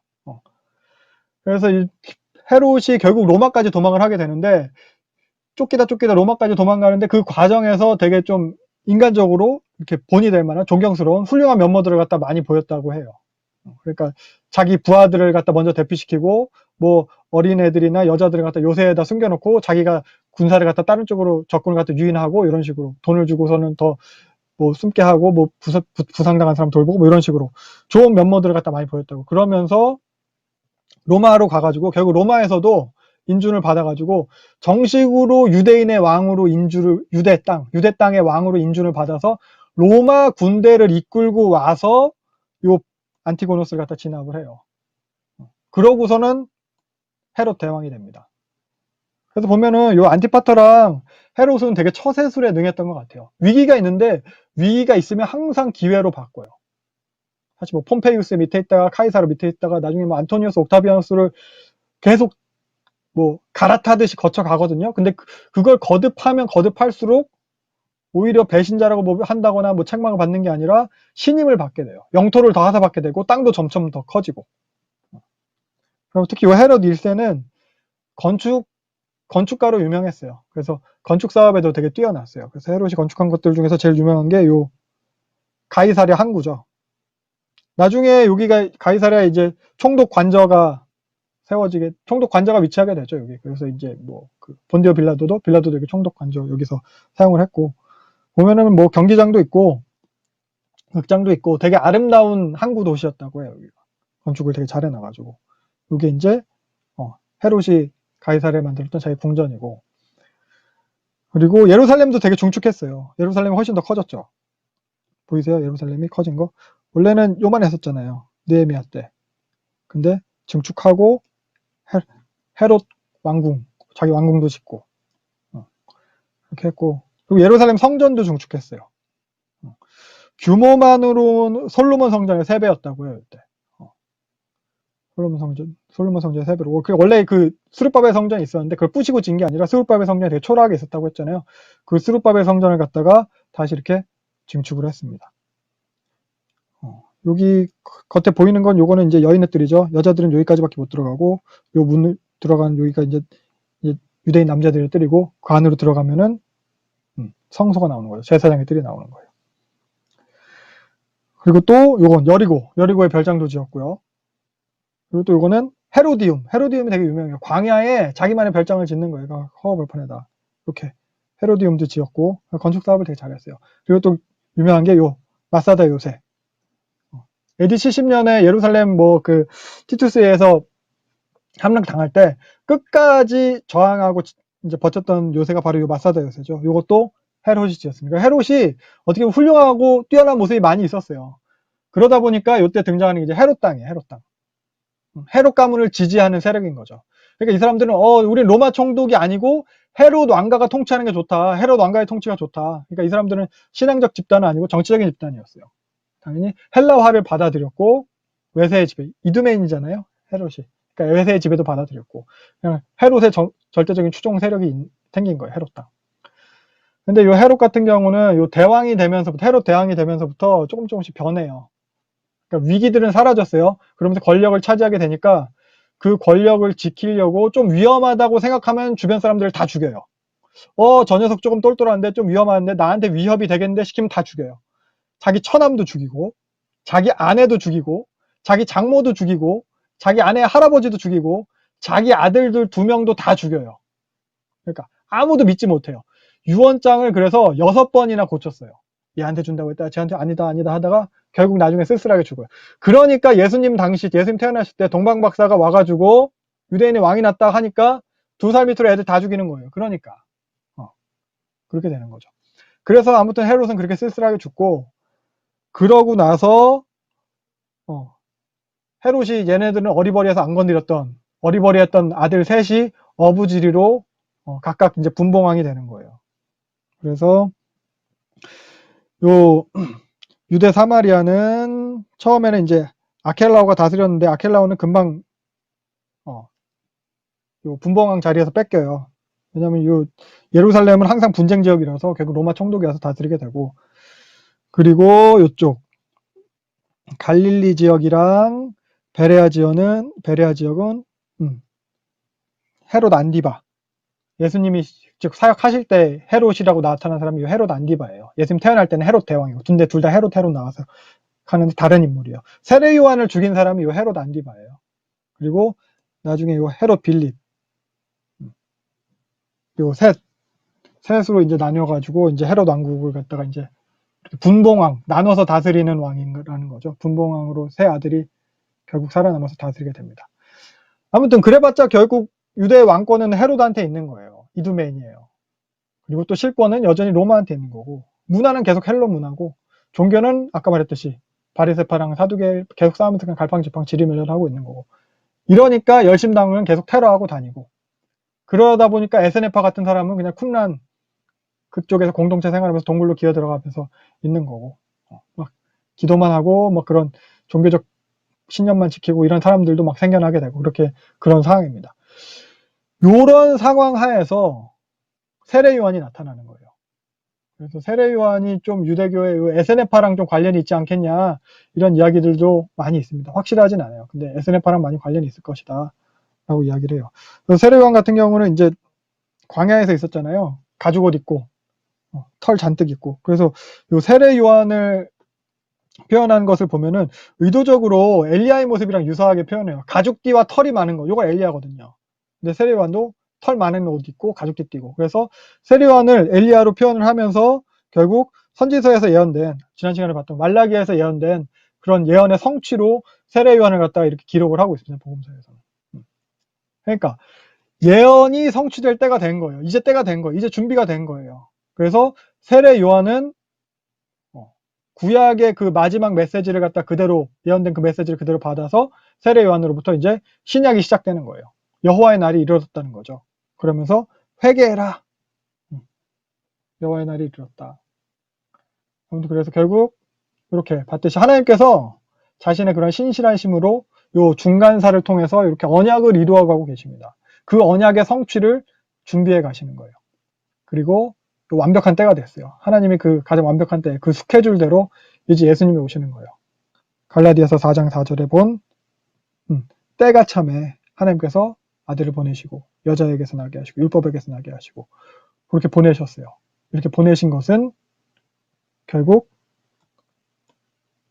언약을 성취하시기 위해서요. 아브라함 언약. 창세기 때부터 그 신실하게 이루어오신 그 언약.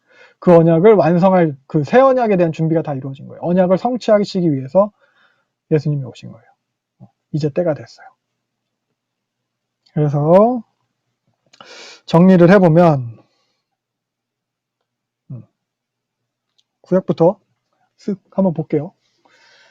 구약 시대 구분 예전에 했었는데 기억이 나시는지 모르겠는데 그래서 한번 따라가 보세요. 그러니까 요 사건들이 결국 아까 말했듯이 예수님이 오실 것을 준비를 한 거고 예수님은 그 언약 때문에 오신 거고 그 연관성에 대해서 구약에서부터 보는 거예요. 그래서 네 사건 기억나시죠? 창조하고 타락하고 홍수하고 바벨탑 쌓고 뭐 요 사건 요걸 통해서 우리가 본 것은 결국 타락이에요. 타락이 계속 확산되는 거예요. 스스로는 도저히 이제 어떻게 회복이 구제불능이라는 거예요. 그래서 구원이 필요한 존재. 전적인 타락이라는 거죠. 그러니까 메시아가 필요하다는 것을 여기서 이제 보여주게 되는 거거든요. 그래서 여기서 결국 창세기에서부터 그 메시아에 대해서 여자의 후손에 대해서 예언이 되고 있어요. 그러면서 이 네 인물을 통해서 우리가 볼 수 있는 것은 하나님께서 그래서 은혜로 선택하고 준비하신다는 거예요. 전적인 은혜로 선택하셨어요. 은혜로 선택하시고 그 인물들을 보면은 아브라함이든 이삭이든 야곱이든 요셉이든 하나님께서 억지로 만들어 가세요. 이 사람들이 뭐 자격 있고 조건 있고 상황이 괜찮아서 된 게 아니에요. 하나님께서 전적인 은혜로 끌고 오셔서 언약 맺으시는 거예요. 아브라함 언약이 여기 시작이 되는 거죠. 그러면서 메시아 민족, 유대 민족, 선민을 준비하시고 그런 예수님에 대한 그런 모형으로서의 예표를 또 이때 보여주게 되시는 겁니다. 그러면서 그 택한 민족에 대해서 애굽 440년 요 애굽에서의 생활을 통해서 보호하시는 거죠. 그리고 약속하신 대로 언약대로 큰 민족으로 선민을 이렇게 준비하셨어요. 그리고 모세를 통해서 출애굽 광야에서 언약 맺으시죠. 그리고 율법을 주신 거잖아요. 이때. 율법이 모든 것을 다 기준이 되고 그리고 요 언약 맺으시는 이것들을 통해서 하나님께서 이제 모형을 제시하시는 거예요. 하나님께서 이루어 가실 신약의 모형, 메시아의 모형, 하나님 나라의 모형. 그리고서 언약의 성취로 말씀하신 대로 가나안을 정복하게 되죠. 이거 좀 지리적인 그런 여건 그걸 딱 준비를 해주시는 거예요. 그 언약을 이룰 그 틀, 장을 갖다 만들어 준비하시는 거죠. 근데 사사시대에 들어가서 이제 계속 실패하잖아요. 그리고 사사시대 사사기 봤듯이 레위인들이 많이 타락했어요. 말씀을 가르치지 않았어요. 그렇지만 하나님께서 계속해서 회복 의지를 보여주십니다. 사사들이 다 결함 있는 그 당시엔 다 핸디캡을 가지고 있는 사람들이었었잖아요. 왼손잡이라든가 여자라든가 뭐 서자라든가 뭐 이런 것들. 근데 그런 자격 안 되는 사사를 통해서 하나님께서 계속 이스라엘을 회복시키는 걸 통해서 하나님께서 회복 의지를 갖다 보여주시는 거예요. 그러고서 왕국시대에서 다윗을 통해서 하나님께서 이제 또 메시아적 모형을 갖다 보여주시죠. 다윗 통해서 하나님께서 그 언약을 다윗 언약으로 아브라함 언약을 다윗 언약으로 다시 한번 갱신하시게 됩니다. 그러나 여기서 또 이제 결국 실패해요. 인간의 불가능함을 여기서 보여줘. 그러니까 다윗과 솔로몬이 다 예표적인 인물이에요. 솔로몬도 앞으로 이어질 요 남북으로 나눠질 왕국에 있어서의 그 왕들이 어떤 식으로 실패하게 되는지 예표적 인물이에요. 다윗도 메시아적 인물이라면 솔로몬도 그런 인간됨, 율법으로는 인간으로서는 불가능하다는 것도 보여주는 인물인 거거든요. 그래서 결국 그 예표대로 남한국 북한국 나눠주는 것은 결국 이제 실패의 역사로 끝나잖아요. 근데 하나님 그 실패를 갖다 실패로 끝나게 하지 않으신다. 아까 처음 시작할 때 얘기했듯이 남은 자를 준비하세요. 이때 봤듯이 어떻게 보면 요시야를 통해서 이미 므낫세 때 요시야의 할아버지 때 니네 심판할 거다. 심판을 결정하셨어요. 그럼에도 요시야 때 남은 자를 준비하고 요시야의 개혁을 통해서 요 포로 시대를 통해서 하나님께서 이 남은 자를 보호하십니다. 다니엘도 그렇고요.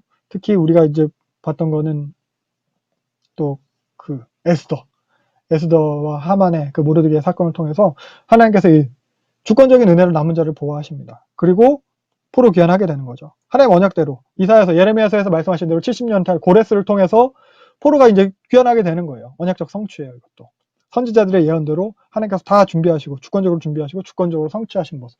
이 유대인들이 뭐가 잘나고 뛰어나서 자신들이 한 게 아무것도 없거든요. 요렇게 준비해 오셨어요. 하나님 언약을 준비해 오셨어요. 그래서 이거 갖다가 제국들의 관점에서 조금 더 살펴보면은 요 바벨론 제국 계속 봤던 거죠. 바벨론 포로로 잡혀갔어요. 요 포로로 잡혀간 것 또한 하나님께서 언약대로 이루신 거고 말씀하신 대로. 왜냐하면 이제 레위인이 타락했으니까 제사장이 타락했으니까 말씀 제대로 안 가르치고 결국 본질을 잃어버리고 이 사람들이 성전을 갖다 절대화했잖아요. 성전이 우상화돼 버렸어요. 성전은 사실 모형이고 하나님과 함께한다는 그 신앙 고백이고 하나님과 함께하는 백성으로서의 삶으로서 율법을 지키는 모습을 보여야 되는데 그런 건 없고 성전을 수단해서 내가 하나님의 백성이 아니고 하나님이 내 하나님이 돼서 하나님 갖다 내 맘대로 휘두르려고 했던 거죠. 우상이 됐어요. 그 우상화된 성전을 갖다 하나님께서 이 바벨론 포로로 잡혀가는 걸 통해서 파괴하시는 거예요. 그러면서 이 사람들이 신앙의 정체성을 고민하게 됐잖아요. 선민인데 왜 이런 꼴인가? 하나님의 백성인가? 이것에 대해서 고민하게 되면서 또 바벨론 포로를 길을 겹치면서 그래도 하나님 백성이라는 것에 대해서 유일신 사상에 대해서 이 사람들이 뭐 깨우치기 시작을 했고 그러면서 성전이 파괴됐으니까 예배의 중심이 성전이 아닌 회당으로 바뀌게 되고 가는 것보다 뭐 바벨론 포로 시기에는 바벨론 지역에 국한되긴 했지만 회당이 많이 세워지게 되는 거죠. 요때 그러면서 요시아 때 준비한 남은 자들이 바벨론을 잡혀가서 이제 보호가 되는 거죠. 그리고 페르시아 시기를 거치면서 페르시아는 자치권과 문화권을 인정했잖아요. 바벨론보다는 그래도 덜 나쁜 그런 나라였잖아요. 그래서 고레스 칙령이 사실 이스라엘만 돌아가라는 게 아니잖아요. 다 제국 곳곳에 있는 나라들의 각 나라의 언어들로 다 이게 조서가 반포가 됐거든요. 그리고 포로 기한을 아무튼 페르시아 때 일어나게 돼요. 그 포로 기한은 결국 말씀하신 예언의 성취, 언약의 성취인 거고 요걸 갖다 새 출애굽이다라고 여기게 되는 거죠. 그러면서 요 페르시아 시대 때 요 에스더를 통해서 남은 자가 보호가 되는 거고 에스라를 통해서 말씀이 보존되는 것이고 말씀을 수집하고 정리하고 가르치면서 보다 더 말씀 중심의 종교, 신앙이 되는 거죠. 그러면서 알렉산더 대왕 제국을 거치면서 아까 봤듯이 문화랑 언어가 통일됐어요. 특히 언어가 통일됐어요. 헬라 언어를 갖다가 제국 곳곳에서 사용하게 되고 이걸 다 가르치고 장려하게 되고 그러면서 남은 자들이 이제 확산하게 돼요. 알렉산더 대왕이 유대인들한테는 되게 좋게 대해줬다고 했잖아요. 다 데리고 다니면서 제국 곳곳에 그 알렉산드리아에서 수십 개 알렉산드리아에서 유대인들을 정착시키고 거기에 더 많은 회당이 생기고 안식일마다 세계 곳곳에서 말씀이 이제 가르쳐지게 되는 거예요. 그러면서 요 프톨레미가 이제 예루살렘을 갖다가 유대를 갖다가 지배하던 시기. 그 프톨레미가 이제 학자 스타일이라서 70력 성경이 생기고 그러다 보니까 말씀이 더욱 확산이 되는 거고 이방인들까지도 요 하나님에 대해서 구약 성경에 대해서 알 수 있게 되고 그리고 아까 말했던 그 디아스포라 2세들 히브리어에 익숙하지 않던 사람들도 헬라어 성경을 통해서 계속해서 말씀을 배우고 신앙을 보존하게 되는 거예요. 이방인들을 또 개종자가 예수님 당시에 뭐 그 300만의 이방인 개종자가 있을 정도로 이방인 개종자들이 생겨. 그래서 요 회당과 더불어서 이 70인역 성경이 나중에 신약에서 바울 선교의 기반이 돼요. 결국 구약을 이 사람들이 어느 정도 접했기 때문에 이 구약 성경 율법을 통해서 예수님에 대해서 설명할 수 있게 되는 거거든요. 그리고 요 셀루코스 왕조가 예루살렘을 지배했던 요 시기에 하시딤 세력이 생기죠. 헬라와의 반대하면서 또 권력이 편승한 사두개인들이 생겼어요. 그리고 기존 성전이 타락해서 떠나게 되는 에스네파가 생기고 결국 이런 식의 부류들이 생기게 될 수 있는 것도 다 요 70인역 성경이 있었기 때문이고 회당과 말씀을 가르칠 수 있었기 때문이에요. 그런 걸 통해서 요 메시아 대망 사상이 시작이 되게 됩니다. 그리고서 하스모니안 왕가, 다윗 왕조가 아니죠. 그러니까 다윗 왕조가 아니니까 말씀을 알기 때문에 메시아 대망 사상, 다윗 왕조를 통해 온 메시아에 대한 기대가 더 커지는 거예요. 그리고 바리새파가 등장을 하고 그리고 또 더 폭력적인 여심당원이 등장을 하게 되고 그러면서 헤롯 이후 로마의 지배를 통해서 요 메시아 대망 사상이 더 커지게 됐고요. 아까 봤듯이 로마 가도가 생겼고 우편이 발달했고 이 로마 제국 하에 정치범을 죽이는 십자가 처형 방법이 로마 때 사용됐고 또 요 중요한 거 하나가 로마에 의한 평화가 되게 중요합니다. 평화. 이러한 것들이 이제 준비가 된 게, 요게 결국 요 평화라는 게 예수님 사역과 바울 사역을 위해서 준비된 거거든요. 요 때가 돼서 예수님이 오신 거예요. 로마 때. 아까 우리가 중간사 봤죠? 중간사는 예루살렘의 주인이 계속 바뀌어요. 주인이 안 바뀌더라도 예루살렘은 전쟁터예요.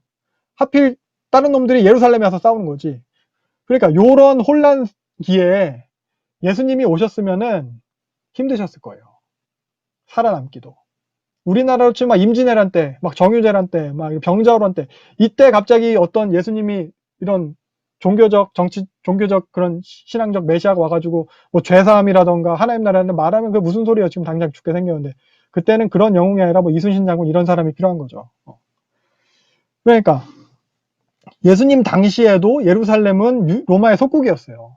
그러니까 로마가 치안에 있어서는 절대적으로 보호해 주는 거예요. 외세에 의한 불안은 없었어요. 자기들끼리 메시아가 오니 안 오니 하면서 반란 일으키는 거나 있었지.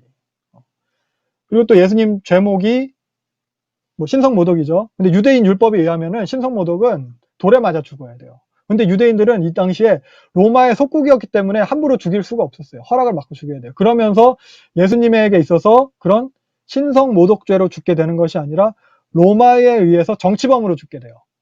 그래서 십자가 처형을 당하게 되는 것이고, 예수님 좌우에 있던 그 죄수들도 그래서 열심당원이다라고 추정을 하는 것이 그런 정치범이기 때문이에요. 그러니까 로마 식민지가 아니었으면 예수님은 나무에 달려 죽을 수가 없었어요. 근데 신명기와 우리가 갈라디아서를 통해서 볼 수 있는 것은 예수님은 율법의 저주를 속량하시기 위한 분으로 오셔야 됐기 때문에 저주 아래 죽으셨어야 돼요. 나무에 달려 죽으셨어야 돼요.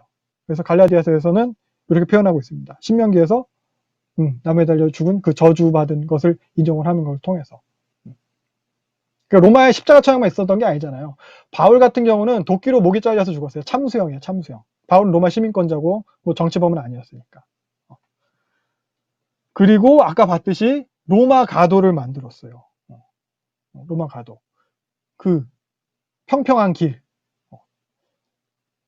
평평한 길과 아까 말한 팍스 로마나 그런 평화. 그러니까 그 길을 따라서 복음을 전하러 그렇게 막 돌아다닐 수 있는 거예요. 물론 그때도 뭐 강도의 위협도 있기는 있었겠지만, 그래서 이런 로마의 평화와 로마 가도와 이런 정치와 이런 상황들이 복음을 위해서 그랬다는 거예요. 하나님께서 준비하신 그 언약의 성취를 위함이었다는 거예요.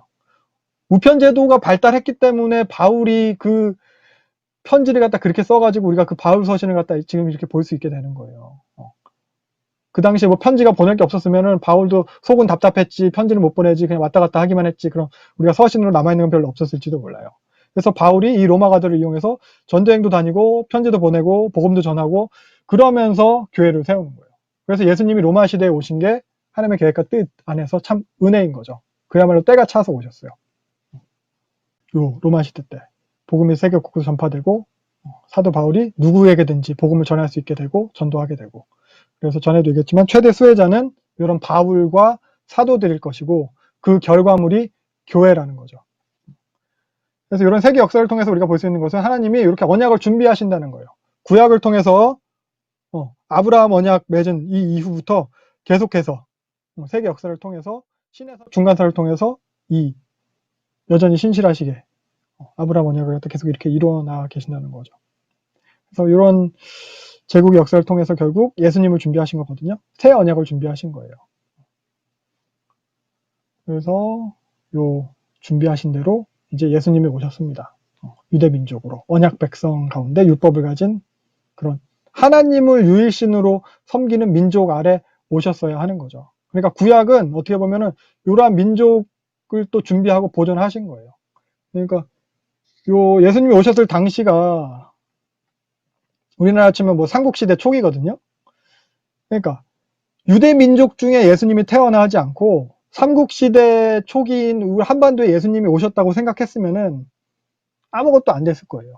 우리가 뭐 율법을 알았겠어요? 뭐 그런 뭐 성경을 알았겠어요? 죄사함의 개념이 있었겠어요? 당시 뭐 한국시대 초기면 불교도 들어오기 전인데 교회가 생겨나기 되게 어려웠을 거라는 거죠. 그래서 이런 하나님께서 이렇게 지리적으로도 준비하시고 상황 역사 다 준비하시고, 그래서 세계 역사의 흐름과 이런 구약의 모든 것이 다 예수님의 초림을 준비한 것이고 예수님의 이 오심을 이루어가는 과정인 거예요. 지금 우리의 역사도 마찬가지고 이후의 역사도 세계 역사도 이제 마찬가지라는 거죠. 지금은 이제 예수님의 우리는 재림을 준비하고 있는 거죠. 우리 예수님의 재림을 이루어가는 이제 과정인 거예요. 근데 이 당시 사람들도 자기네들이 살아가는 그 당시 현재가 어떤 의미가 있는지 잘 몰랐을 거예요. 우리도 그럴 수 있어요. 그들이 그랬듯이 지금 당장 내 주변에 일어나고 있는 이런 상황과 이런 일들이 어떤 의미가 있는지 모를 수 있는데, 우리가 이 중간사를 통해서 또 역사를 통해서 볼 수 있는 것은 다 하나님께서 이루어 가시는 과정이라는 거예요. 궁극적인 목적이 예수님이고 그 주관자는 하나님이시고, 하나님이 주관하시는 그 기준이 예수님이고, 그래서 세계 역사를 나눌 때 AD와 BC로 나누는 얘기 했었잖아요. BC가 비포 크라이스트, AD가 아노 도미니, 라틴어로 우리 주님의 때. 그러니까 예수님을 기준으로 예수님이 오시기 전과 예수님이 오셨으면 그 이후의 시대는 다 우리 주님의 때인 거예요. 그러니까 기준이 예수님이에요. 예수님이 결국 목적이었어요. 그럼 우리도 사실 이제 이걸 갖다 우리가 살면서 이제 인정을 하느냐는 거죠. 우리는 지금 AD를 살고 있어요. 우리 주님의 때를 살고 있는데, 지금을 사는 우리가, 오늘이, 지금 이 순간이 예수님의 때인가, 이걸 갖다 인정하느냐는 거예요. 어떤 시대로 우리가 지금 여기 있나. 코로나 시대죠. 뭐 부동산 대란의 시대를 살고 있죠. 우리는 문재인 정권, 바이든이 당선된 시대인가요? 아무튼 우리가 어떤 시대를 살고 있고 우리가 어떻게 인정하고 있는지를 갖다 좀 돌아볼 필요가 있을 거예요. 우리는 우리 주님의 때를 살고 있다는 거예요. 아노 도미니. 요걸 갖다 인정하는 우리가 돼야 돼요. 그래서 뭐 세계 역사뿐만 아니라 우리 각자 개인의 인생도 이것과 다르지 않거든요. 너무 우리 개인의 인생은 세계 역사에 비해서 좀 평범해 보일 수 있는데, 마찬가지 하나님께서 신실하게 인도해 오신 거예요. 내가 지금 이 자리에 있기까지 하나님께서 그 뜻 안에서, 언약 안에서 인도해 오셨다는 거예요. 그러니까 목적은 우리 인생도 마찬가지예요. 예수님이에요. 예수님을 만나는 것과 예수님이 다시 오시는 것. BC와 AD 똑같아요. 구약과 신약. 하나님께서 내 삶에서 내가 예수님을 만나는 것을 위해서 내 모든 삶을, 내가 태어나기 전부터, 내가 태어나서도 예수님을 알기 전 모든 삶을 그렇게 인도해 오셨고, 예수님을 지금 만났어요. 예수님 인격적으로 만났어요. 영접했어요. 그럼 그 이후에 우리의 인생에 대해서도 우리 주님의 때로 다시 오실 예수님으로 우리가 그리스도인의 장성한 분량에 이르는 그것을 위해서, 우리가 자주 듣는 말로 성화를 위해서 인도해 가고 계신다는 거죠. 여기까지도 이렇게 이루어 오셨어요. 각자의 삶을 돌아보면 좀 그게 보이나요? 하나님께서 인도해 오신 게? 그래서 우리가 지금 우리 주님의 때를 살고 있습니다. 사실 당시에는 뭐 알 수 없고 이해할 수 없는 그런 일들이, 뭐 그런 상황들이 막 삶을 돌아보면 많이 있잖아요. 뭐 우연으로 보이는 사건들의 연속일 수도 있고, 근데 그 모든 일들이 지금의 내가 있게 됐어요. 그건 사실 누구도 부정할 수 없을 거예요. 하필 거기 그때 그 자리에 있었던 그 모든 것이 다 하나님께서 지금의 나를, 또 앞으로의 나를 만들어가기 위해서 준비하고 계셨다는 겁니다. 내가 예수님 만나도록, 또 내가 예수님 닮아가도록. 그게 하나님의 작정이고 하나님의 섭리예요. 그래서 앞으로 다시 오실 그 예수님, 내가 그리스도의 장성 분량에 이르게 될 그것을 기다리는 우리의 삶도 하나님께서 여전히 이제 신실하시게 이제 이끌어 가실 거고요. 그 하나님을 이제 우리는 기대하고 사는 거예요. 당장 지금부터 이해할 수 없는 일들이 또 연속일 거예요. 그런 상황들이 분명히 또 있을 거예요. 근데 그래도 우리는 기대할 수 있다는 거죠. 그걸 기억했으면 좋겠어요. 역사의 흥망성쇠가 다 하나님의 계획과 뜻 안에 있듯이, 하나님의 언약의 그런 신실하심 안에 있었듯이 내 삶도 마찬가지로 하나님께서 신실하시게 이루어 가실 거예요.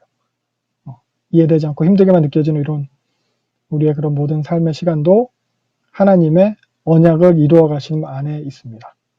그래서 우리 모든 삶의 모든 과정이 다 예수님의 다시 오심을 그런 준비하는 삶이 되어야 될 것 같아요. 그것을 우리가 인정해야 될 것 같아요. 우리 삶이 그렇다는, 하나님 그런 계획이 있었다는 거. 그렇게 또 신실하게 인도해 가시는 그 하나님을 믿는 우리 믿음이 되면 좋겠습니다. 네. 그래서 요 정도로 해서 이제 중간사를 마치면 될 것 같고요.